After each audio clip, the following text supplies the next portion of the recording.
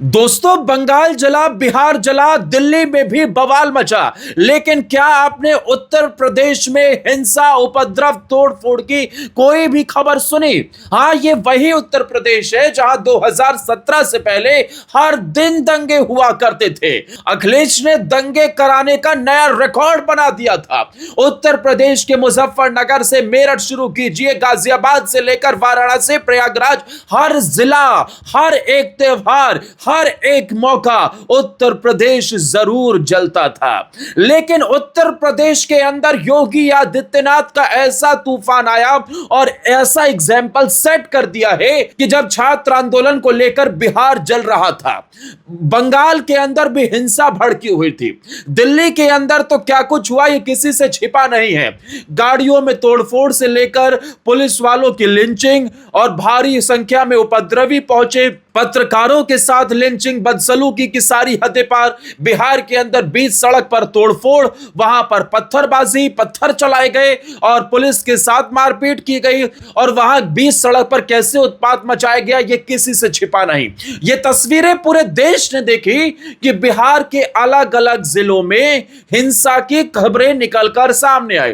तस्वीरें बंगाल की भी लोगों ने देखी जहां छात्र आंदोलन के नाम पर उपद्रवियों ने जमकर उत्पात मचाया। तस्वीर राजधानी दिल्ली से भी सामने आई जहां पत्थरबाजी से लेकर पुलिस वालों को निशाना बनाना हो या फिर तलवार लहराते हुए मोदी जी को सीधा गाली देना हो। लेकिन दिल्ली से सटे उत्तर प्रदेश के अंदर किसी की औकात नहीं हुई कि वो कानून व्यवस्था को हाथ में ले, उत्तर प्रदेश के अंदर बवाल काटे, सड़कों को जाम कर दे, उत्तर प्रदेश के अंदर सिस्टम को हाईजैक कर ले। इसमें किसी की हिम्मत नहीं थी।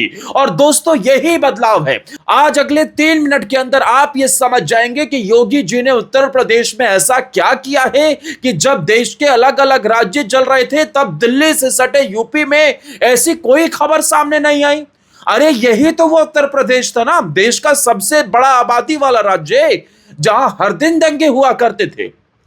दिवाली हो, होली हो, मुहर्रम हो, ईद हो, कांवड़ यात्रा हो, कोई मौका नहीं छूटता था। अखिलेश यादव के समय दंगे का रिकॉर्ड बनता था और पुलिसिया कार्रवाई दंगाइयों को सलाम करने में झुकती थी। बड़े बड़े माफियाओं के सामने सरकार सरेंडर थी।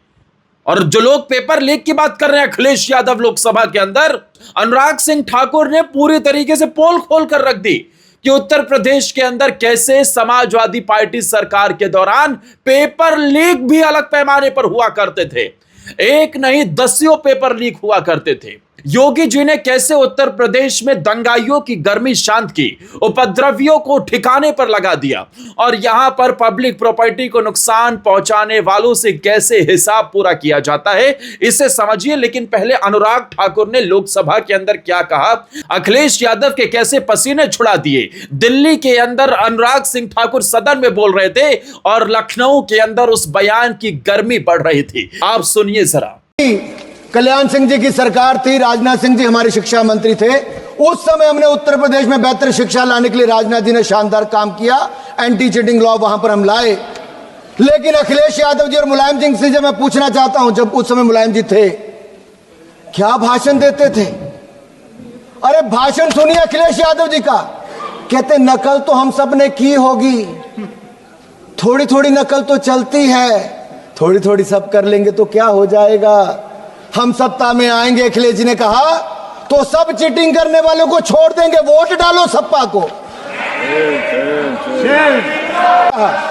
सर ये बता दे, अखिलेश जी ने कहा कि मुलायम जी ने कहा ईमानदार युवाओं के साथ ये कहते हैं कि बेईमानों को आगे आने दो, चीटिंग करने वालों को आगे आने दो।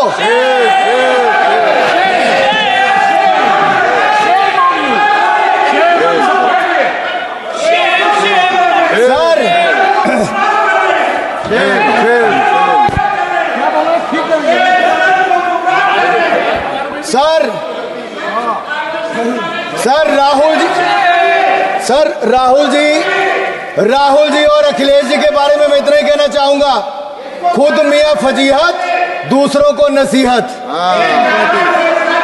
अब समझिए कि उत्तर प्रदेश 2017 के बाद से कितना बदल गया है और योगी आदित्यनाथ ने वो कौन सा चमत्कार कर दिया कि उत्तर प्रदेश आज शांति का टापू बनता हुआ नजर आ रहा है। देखिए, जब देश के कई हिस्सों में छात्र आंदोलन के दौरान हिंसा हुई तब उत्तर प्रदेश में भी प्रदर्शन हुए, लेकिन बड़े स्तर पर ना तो कोई तोड़फोड़, ना ही आगजनी, ना ही हिंसा की घटनाएं सामने आए। और इसी को लेकर अब चर्चा शुरू हुई कि उत्तर प्रदेश के अंदर हालात कैसे शांतिपूर्ण रहे। ये एक मॉडल है भाई, गर्व होना चाहिए। कमेंट में जय श्री राम लिख देना। और क्या उत्तर प्रदेश में योगी आदित्यनाथ 2027 में हैट्रिक लगाएंगे? क्या आप योगी जी के साथ हैं? मुझे कमेंट में बताना, क्योंकि यही यूपी था ना जो जलता था, जो हिंसा की आग में हमेशा झुलसा रहता था। अब समझिए ये हुआ कैसे है। दिसंबर 2019 में सीए के विरोध के दौरान उत्तर प्रदेश के कई शहरों में हिंसा हुई, पब्लिक प्रॉपर्टी को नुकसान पहुंचाया गया, उपद्रवियों ने जमकर उत्पात मचाया। इसके बाद सरकार ने प्रदर्शन के दौरान होने वाले नुकसान की भरपाई उपद्रवियों से कराने के लिए कानून बनाने की पहल कर दी। और फिर सरकार ने 2020 में उत्तर प्रदेश के अंदर यूपी लोक तथा निजी संपत्ति क्षति वसूली अधिनियम लागू कर दिया। अब यही वो कानून का डंडा है जिसके आगे उपद्रव मचाने वालों की हालत खराब है। वो समझते हैं कि राजनीतिक पहरेदार तो चले जाएंगे, लेकिन जो तोड़फोड़ करेगा उसका हिसाब योगी जी की सरकार कर देगी। पूरा हिसाब वसूला जाएगा, पाई पाई का हिसाब। जितना पब्लिक प्रॉपर्टी को नुकसान पहुंचाएंगे उसका हिसाब किताब होगा, नुकसान का आकलन होगा और फिर भरपाई आपकी जेब से होगी। इस कानून के तहत अगर किसी प्रदर्शन, धरने या जुलूस के दौरान सरकारी या निजी संपत्ति को नुकसान पहुंचाया जाता है तो उसकी भरपाई जिम्मेदार लोगों से कराई जा सकती है। इस कानून के तहत नुकसान का आकलन कराने के लिए क्लेम्स ट्रिब्यूनल बनाया गया है, जिसकी अध्यक्षता रिटायर्ड जज करते हैं। ट्रिब्यूनल तय करता है कि कितना नुकसान हुआ और उसकी भरपाई किससे की जाएगी। पूरा प्रोसेस बना दिया योगी जी ने, पूरा एक तंत्र ही खड़ा कर दिया कि अब करो, नुकसान पहुंचाओ, गाड़ियों में आग लगाओ, लोगों को परेशान करो, पब्लिक प्रॉपर्टी को तोड़ो, भरपाई तुमसे ही होगी। एक एक रुपए का हिसाब वसूल लेंगे योगी जी। जरूरत पड़ने पर संपत्ति कुर्क कर वसूली का भी इसमें प्रावधान है। पूरी संपत्ति, पूरी प्रॉपर्टी चली जाएगी, बाप दादाओं सबकी जमीन खिसक जाएगी। वो थे ना आई लव मोहम्मद वाले, तौकीर रजा एंड कंपनी बरेली, नाम याद होगा, नाम तो सुना ही होगा आपने। योगी जी ने किसी को नहीं छोड़ा।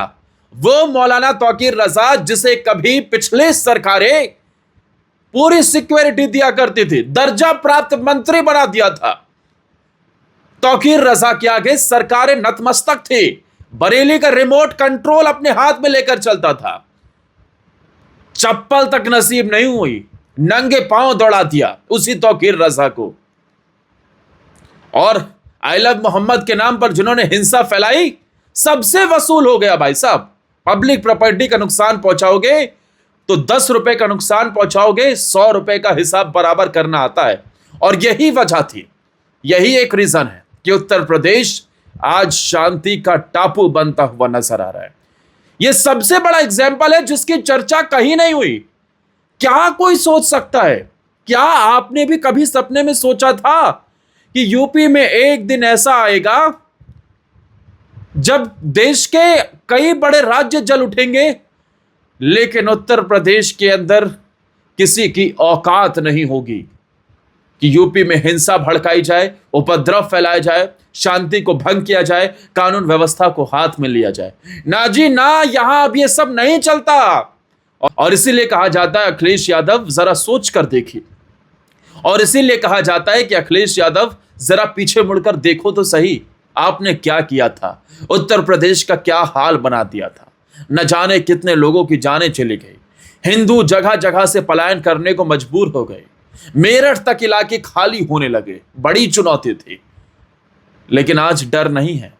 आज हिंसा फैलाओगे, कानून व्यवस्था के हाथ में लेने की कोशिश करोगे तो हिसाब पूरा होगा। सीए विरोध प्रदर्शन के दौरान हुई हिंसा के बाद सरकार ने सीसीटीवी और वीडियो फुटेज के जरिए आरोपियों की पहचान करने की बात कही। इसके बाद कई मामलों में नोटिस और क्षतिपूर्ति की कार्रवाई की गई, नोटिस भी दिए गए और पूरा हिसाब किया गया। सरकार का कहना है कि संपत्ति नुकसान की जिम्मेदारी तय होने से हिंसक प्रदर्शन पर रोक लगाने में मदद मिली है। और शायद यही कारण है कि आज उत्तर प्रदेश के अंदर यह छात्र आंदोलन कई जगहों पर हुआ भी, विरोध भी हुआ, प्रदर्शन भी हुआ, लेकिन शांतिपूर्ण निपट गया। किसी भी आंदोलन के शांतिपूर्ण या हिंसक होने के पीछे कई कारण होते हैं। प्रशासन की तैयारी, स्थानीय परिस्थितियां, प्रदर्शनकारियों का व्यवहार और सामाजिक माहौल भी अहम भूमिका निभाते हैं।